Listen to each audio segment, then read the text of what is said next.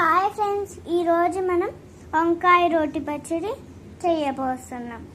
దానికి కావాల్సిన పదార్థాలు: ముందుగా వంకాయ, పచ్చిమిరపకాయ, ఉల్లిగడ్డ, కరివేపాకు, ఎల్లిపాయ, టమాటా. ఎలా చేయాలో చూపిస్తా. ముందుగా స్టవ్ వెలిగించి వంకాయని కాల్చాలి. తర్వాత పచ్చిమిరపకాయలు కూడా కాల్చుకోవాలి.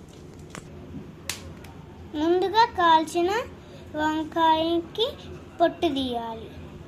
ఫస్ట్ ఇలా టమాటాని కాల్చాలి. కాల్చిన తర్వాత పొట్టు తీయాలి.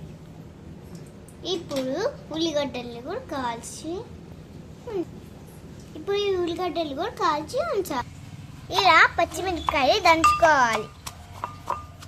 రుచికి సరిపడేంత ఉప్పు వేసుకోవాలి. ఉల్లిపాయల్ని దంచాలి. ఇప్పుడు ఉల్లిగడ్డల్ని దంచుకోవాలి.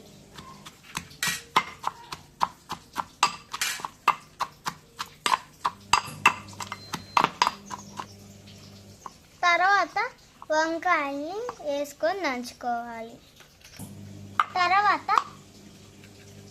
తర్వాత వంకాయని దంచుకోవాలి.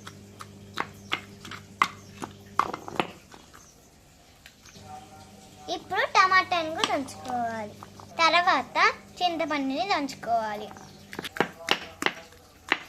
దంచుకున్న తర్వాత తాలింపు వేసుకోవాలి. తాలింపు ఎలా వేసుకోవాలో చూద్దాం. వెలిగించి కళాయి పెట్టి నూనె కాల్చాలి.